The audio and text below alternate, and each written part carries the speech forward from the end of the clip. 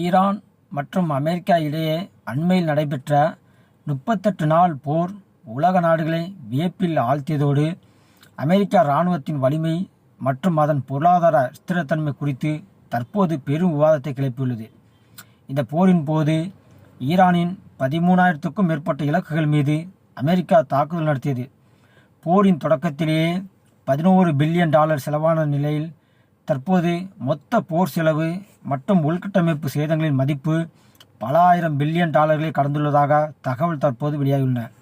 இது அமெரிக்காவின் இராணுவ நிதி நிலைமையில் பெரும் அழுத்தத்தை ஏற்படுத்தியுள்ளது. இப்போது இந்த மோதலில் அமெரிக்கா தனது அதிநவீன ஏவுகணைகளை மிக அதிக அளவில் பயன்படுத்தியதால் அதன் ஆயுத கையிருப்பு முன்னெப்போதும் இல்லாத வகையில் சரிவடைந்துள்ளது.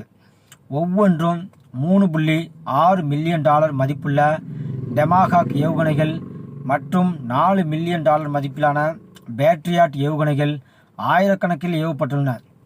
குறிப்பாக ஈரான் அனுப்பிய மலிவு விலை ட்ரோன்களை முறியடிக்க அமெரிக்கா இத்தகைய விலை உயர்ந்த ஏவுகணைகளை பயன்படுத்த வேண்டிய கட்டாயத்திற்கு தள்ளப்பட்டது. இது ஒரு விலை உயர்ந்த தற்காப்பு முறையாக மாறியதால் அமெரிக்காவின் தற்காப்பு ஆயுத கிடங்கு தற்போது கணிசமாக காலியாகியுள்ளது. அமெரிக்காவின் தாக்குதலுக்கு பதிலடியாக வளைகுடா பிராந்தியத்தில் உள்ள அமெரிக்க இராணுவ முகாம்கள் மீது ஈரான் நடத்திய தாக்குதல்கள் கடும் சேதத்தை விளைவித்துள்ளன.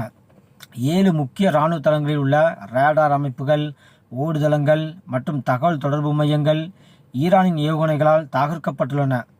வான் பாதுகாப்பு கவசங்களை மீறி நடத்தப்பட்ட இந்த தாக்குதல்கள் அமெரிக்காவின் பாதுகாப்பு தொழில்நுட்பம் குறித்தும் கேள்விகளை தற்போது எழுப்பியுள்ளன.